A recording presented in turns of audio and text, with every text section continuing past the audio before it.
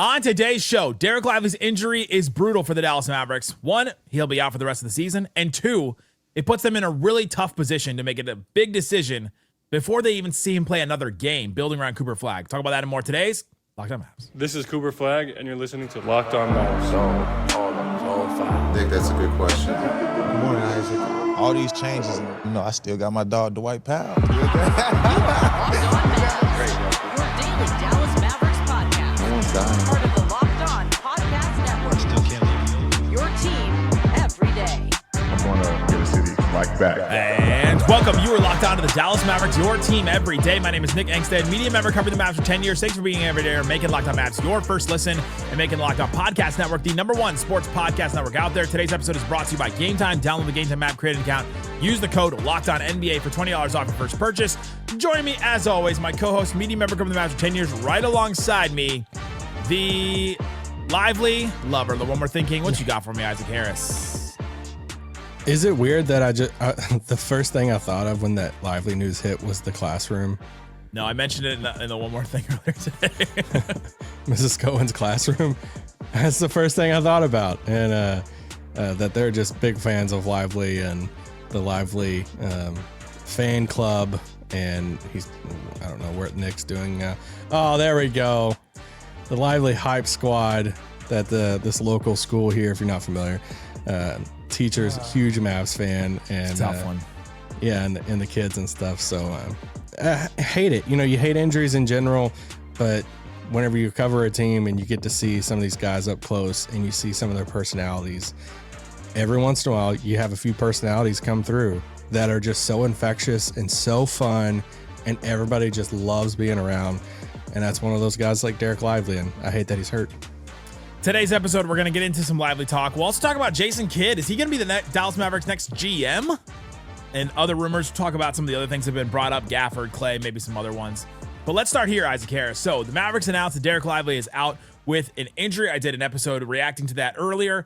But one of the things that I didn't mention in that, and I think that deserves being mentioned, is one of the biggest things about this Dereck Lively injury is, one, I don't think that the Mavs should consider him as like a big part of their future anymore. You can't Sharpie him into, all right, it's Cooper Flagg and it's Dereck Lively, and that's your front court of the future. We're just, this is who we are. This is our identity.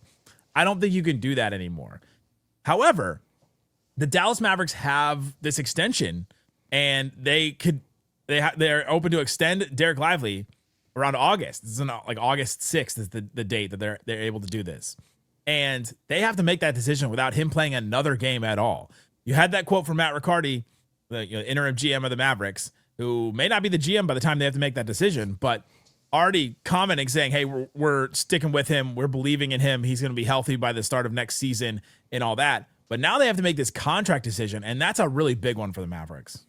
Yeah, it's huge. I think the rookie extension starts August 6th, and then typically a deadline is somewhere middle of October 20th. I think it was this last year. And these are the situations. I mean, so many rookies go into it and they're on the same page. They've had a really good first few years. Teams loves their path that they're going down. They're like, all right, let's land on a rookie extension. Unless you have a situation where there's a lot of injuries, or you're kind of still not unsure. You look at, let's just look at last year, two guys. You look at Ben Mather in Indiana, and it's just such a unique situation. He's been up and down. His role's been up and down. Yeah. They've paid a bunch of other guys, and they don't go over the luxury tax. So they're a small market team. So they just couldn't come to this agreement on a rookie extension. So now you're seeing Mathurin play this season out in Indiana. Let's see if he finishes the year. And then, he'll go into restricted free agency, and they'll figure that stuff out then. Then you go and you look at Detroit, and Detroit had a situation to where it was injury based. So which is kind of like this with Jaden Ivey. Starts off amazing in Detroit. Coming out of the draft, he was a lot of fun. So much energy, shooting the ball well. And then bam, just this calendar year, he breaks his fibula January 1st and a nasty injury. And then he goes all the way to the, beginning of this coming season. And he has that discomfort in his knee, has this procedure, delays the start of the season for him. And now he's back playing in Detroit. But because he had that procedure and coming off the injury, they couldn't land on an extension. Yeah. So now he's playing out the year and going to hit restricted free agency. And sadly, it looks like that's the situation that Dallas will probably be in with Lively, because even if you're scared to give him an extension, and I know there's been a lot of people in comments and social media, it's like, just move on. We're done with it. Just move on. What are you going to move on for? Like, what are you getting? Yeah, right just now? trade him. Just trade him. What do you mean? He's out for the year. Like, you trade him for get rid of him? I mean, what's he? I don't have the salaries in front of me. What's he making right now? $5 million. Yeah, $7 million. So for the upside of him and for where you're at currently, the situation, you just hold on to him ultimately, and you hold on to him. You go into next training camp. Hopefully, he looks really good coming out of next summer, and you go on the training camp. And I would assume, maybe not, but I would assume you don't reach some type of an extension and you play next season out and just go into restricted free agency at that point. That will be at the end of Cooper's second year. So it's a bummer for him, because if it didn't go this way, you're looking at a locked in extension next fall, and you're looking at the corner, another corner piece to go alongside Cooper Flagg. $5 million this year, $7 million next year. And then you're talking about that restricted free agency after that. And we've seen what happens with guys in restricted free agency. And it's actually like a benefit for the team in a way, because there's nobody out there with cap space anymore.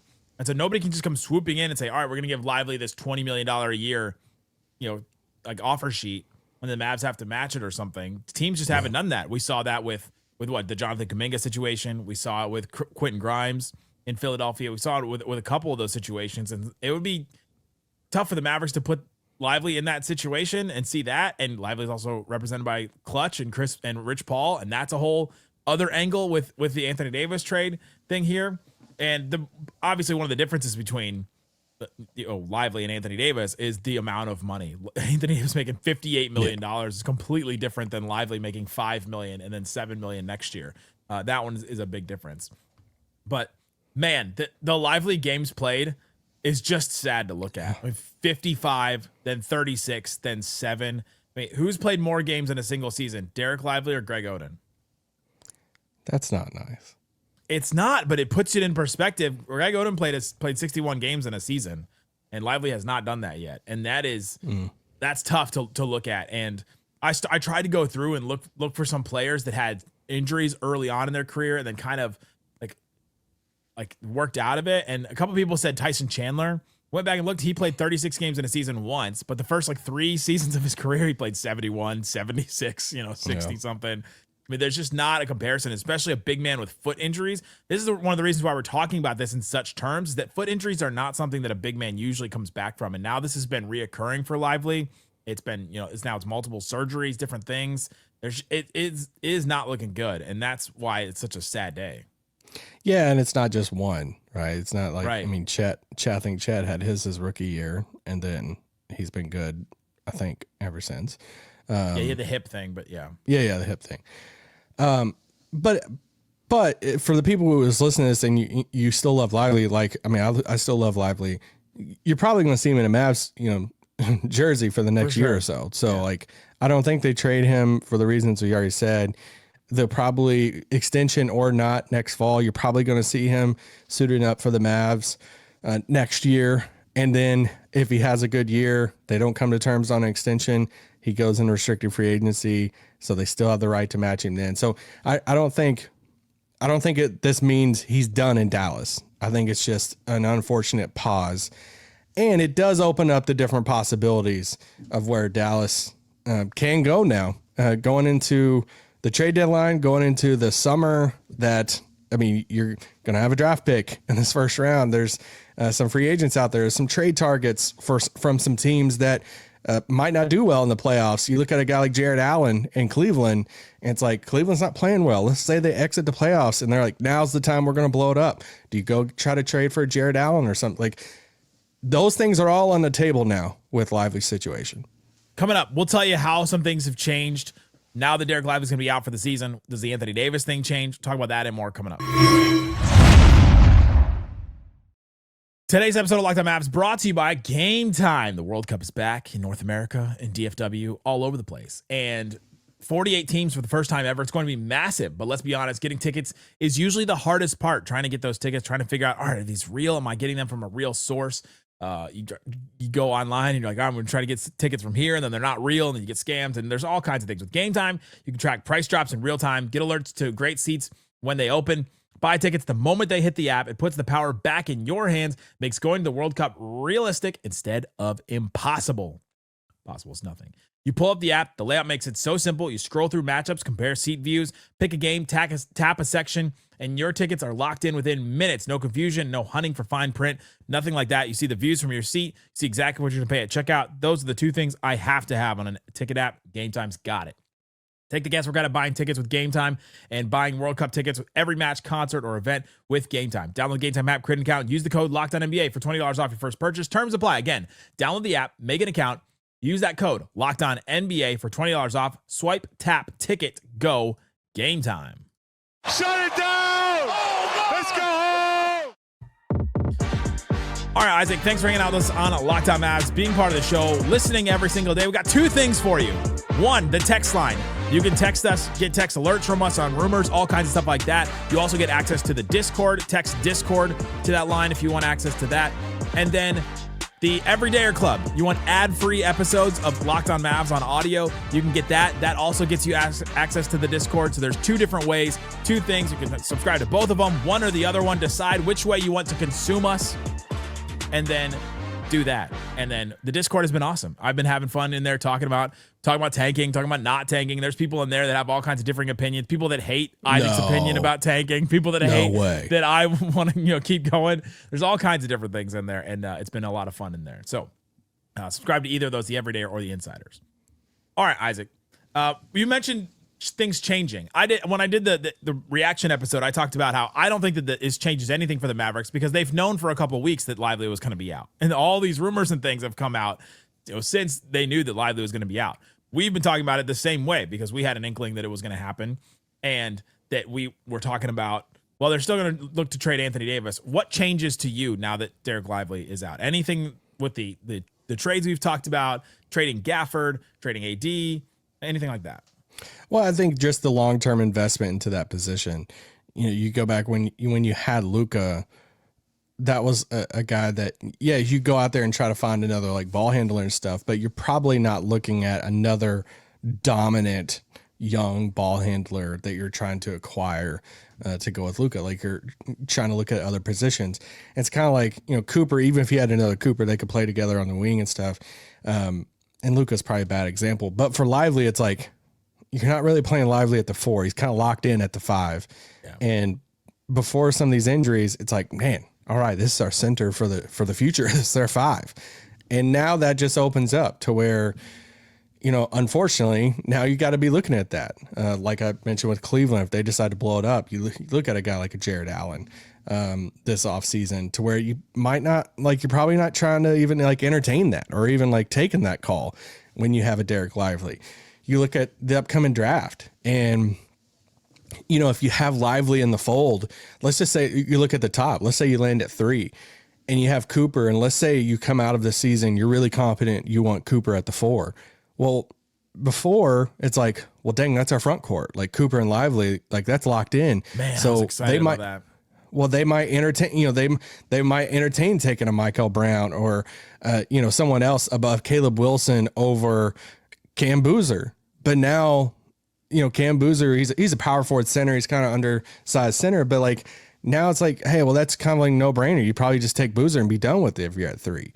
So, and even if you don't land at the top, like there's some other guys when you start looking at later on in that top 10, if you don't land in the top, you look at a guy like Koa Pete at Arizona. He's a smaller big, but still super athletic big guy that you play him in the front court. So like, do you even entertain him if you had Lively healthy? So I think it opens up your drafting options. It opens up what you might do this summer in kind of like a bad way, right? Like you're looking at that position and you just can't, you almost just have to view it of, well, whatever we get from Lively next year is a plus, right? Like, yeah, that's what I look at that as. And I got a bunch of questions on the text line and in the Discord and everywhere, comments, everything. It's like, so this means that they're not going to trade Gafford now, right?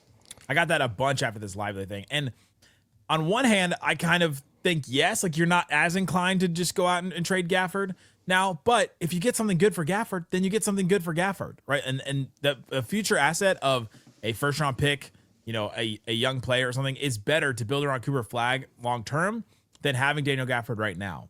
Right. And yeah, there's also this sentiment that I've said a couple times that somebody commented on where I said, well, you don't want to be bad next year. Well, they're not incentivized to be bad next year and to tank next year, but they also don't have to be great next year, good next year, or else it's catastrophic either. You're giving the Hornets your pick if it's not in the top 2. Okay. So the Hornets have not done great with any of their picks or anything like that. So we're fine at that. I listened to Locked On Hornets today and they're like, third segment, Walker went into, and we'll talk about this next. Grant Williams and Josh Green coming back from injury, what that means for the Hornets. And I was like, oh my gosh, this is just like the ghosts of Mavs past over there. I kind of forgot about Josh Green. It also, I think, opens up a little bit of like your AD packages to where, you know, obviously you've known about the Lively stuff over the past few weeks. So it's like nothing like light switch changes. But with Lively's injury stuff, when you're looking at AD trade packages and you're talking with a team like Atlanta, are you really trying to get like an Okongwu in that deal? Because he could fit with Lively. That'd be fine. But if there's a team out there that has a younger big, where you trying to get that big whenever you had a healthy Lively before, and now that door might be open too. So, yeah, it sucks, man. I love Lively, and I think he would be.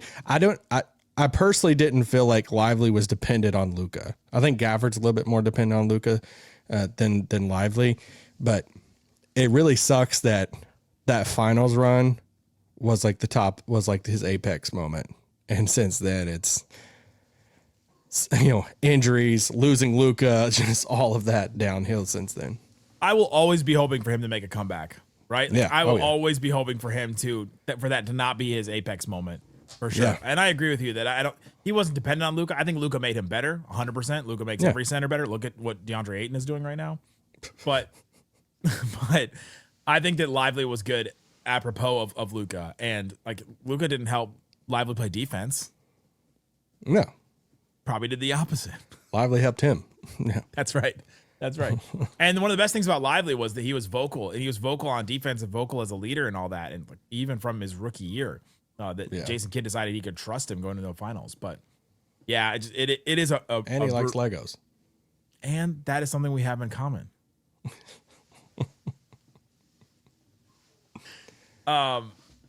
Jason Kidd, the Mavs next GM. We talked about this yesterday, but I wanted to go back to it because I think it's an interesting idea. It would make a lot of the things make sense that are happening right now in terms of 2 co-GMs that were, you know, already in the regime, have been around for a little while, that know Jason Kidd too. Ricardo used to work in Brooklyn, so I don't know how far back that goes, but yeah. You have the connections. You have Jason Kidd, who's wanted to be in the front office before. You have Jason Kidd is now like, there's multiple reports of Jason Kidd has the ear of Patrick Dumont now. He's like moving into this. And you floated this idea where you're like, well, I think Jason Kidd could be the Dallas Mavericks next GM, and they're just waiting for the right time to do it or waiting for the offseason to make the move or something like that. And I just found that I kept thinking about that. The more that you've talked about it and the more I thought about it, I was like, man, that actually makes a lot of sense for the Mavs. Yeah, this is something Kidd's been wanting for so long. It's almost like he wants to be in the front office more than the coach said. Because you go back to that time in Brooklyn, he has that tension, friction with Billy King in Brooklyn, and he wanted more control. I mean, he was wanting a dual. He was wanting control of the roster. He was the head coach, for Brooklyn back then. Then he wanted to be like Belichick. He wanted to be that dual role, which there for a few years we had, right? Like we had the Doc Rivers, we had the Stan Van Gundy's that had that coach GM role. Didn't really work out. Shocker. Some people saw Pop do it and they're like, we can do it. And I'm like, Was Pop you're not really Pop. doing? And that's the thing. Pop had all these other guys around him, helping him with that. So if you go back to then and you see where he's at now, everything is like laid out for him. If he's ever going to be in the front office, it's now, right? Like you have the ear of the owner. I mean, he is good friends with Dirk. And like just all the stuff that like there is a fan angle that I think that I could see Dumont doing that with, of like, oh, he's going to bring in Dirk. He's going to bring the fans back. And he gets introduced and it's the whole 2011 starting five at his introductory press conference, just like taking a picture with him as he's signing the document or whatever. Yeah. It's like, all right. Sean Stevenson over one shoulder, Tyson Chandler, Sean Marion, Dirk over the other. But it's like, you know, we talked about it yesterday, but you have some massive decisions to make for your franchise over the next few weeks. I say few, but before the deadline. And Anthony Davis is one of those deals. Like that is a massive decision that is going to help shape the course that you're going to go down. Trading some of these guys like Gafford and Klay Thompson, like you're building around Cooper Flagg now. So to let interim guys make it with zero intention, with the idea of bringing in an outsider in how many months? 6 months in here? Like as soon as the offseason hits, 5 months that you're going to run a search then, whenever you just made these moves. It just makes too much sense that, hey, we're all at this table now. Whatever move that they make, let's just say this, whatever move that they make over the next few weeks with whatever player, Jason Kidd is going to sign off on that deal. So that's the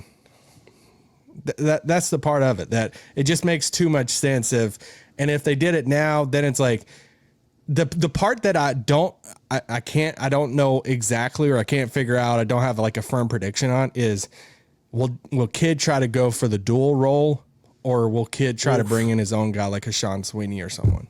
Patrick Dumont, if you're still part of the Raccoon Squad, if you still listen to this you show, were at one point. One time you told me you listened to the show. Please do not do that. Do not make Jason Kidd the coach GM. It has not worked. Go back in history. Look at the track record. Look at the track record of that. That has not worked. Jason Kidd sitting there having Fortune lunch. does not. And he's like, I know these guys, and I can still coach, and I can make the decision on who's coming in. He's like, I'm not playing. People start seeing. What'd you say? I'm not playing. He's not playing around. People start to see the vision. Coming up, how confident would we be in a Jason Kidd GM situation for the Dallas Mavericks? Today's episode of Locked On Mavs brought to you by ZocDoc. Guys, it's 2025. Actually, it's almost 2026. And those days of waiting for something to become a full-blown emergency before you see a doctor, they're over. This is very applicable to the Dallas Mavericks right now. No more walking it off for 6 months. No more pretending that weird shoulder stiffness is just sleeping wrong. Get the MRI. It's time to take your health seriously, and ZocDoc makes that easier than ever, because staying healthy is more than just hitting the gym every once in a while, eating right every once in a while. It's about actually getting things checked out when it feels off, having an expert look at it. Using ZocDoc makes it easier, makes scheduling easier. Search for in-network doctors and book right in the app.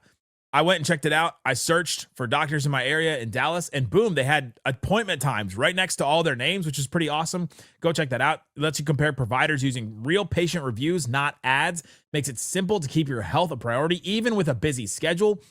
You can use it to schedule appointments super quickly. You don't have to wait weeks. The app is quick, clean, and honestly removes all the stress of finding the right doctor, which is like every time you go to one of these, like the insurance apps, or the health insurance like sites or whatever, some of them are like closed down. You're just like, I look at a doctor and I call them and they're like, this line is out of order. You're like, what?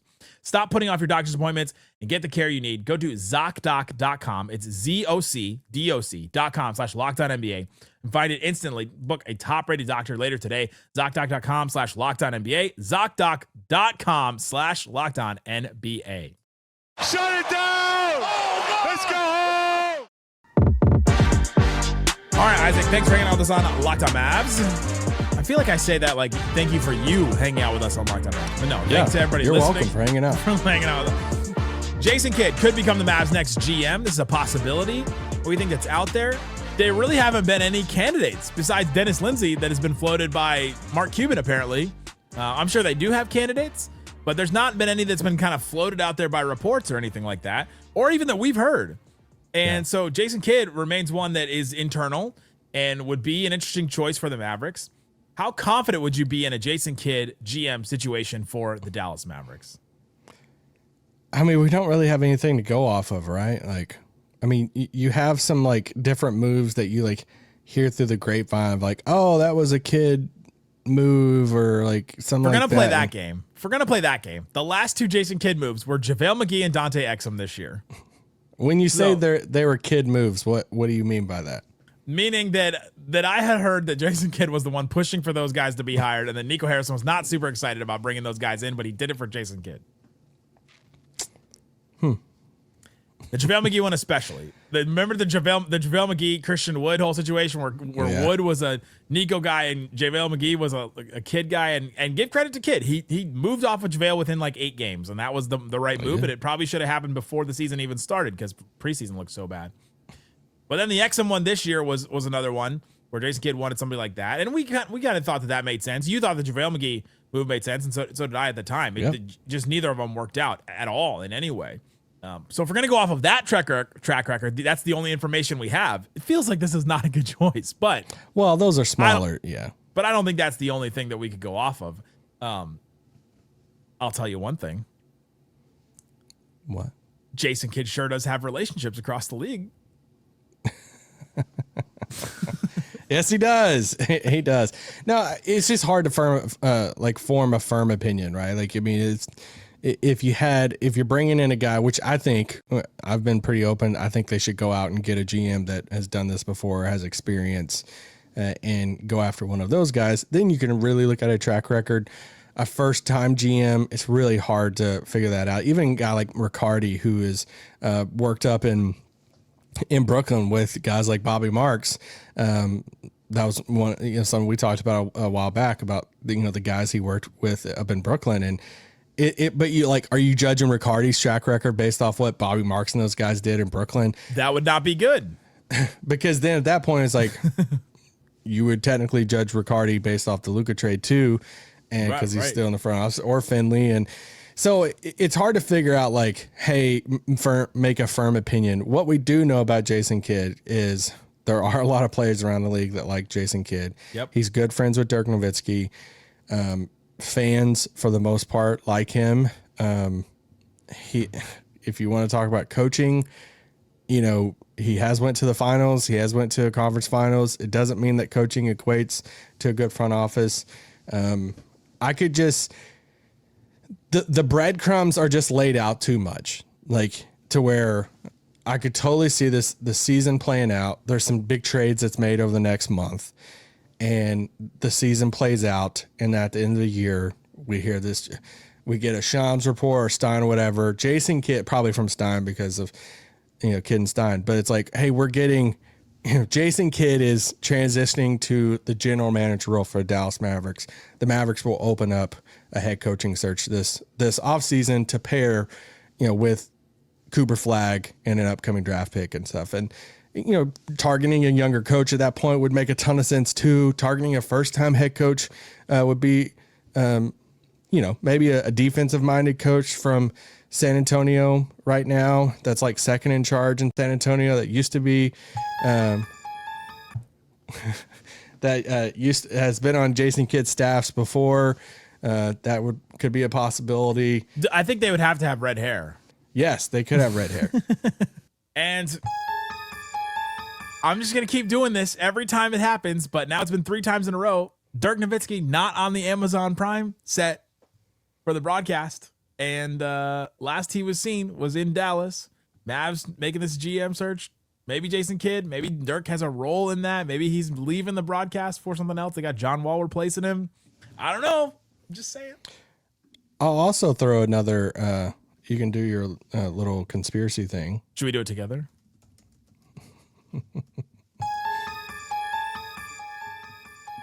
Let's keep going. Who's a really good friend of Dirk Nowitzki that he's working with right now?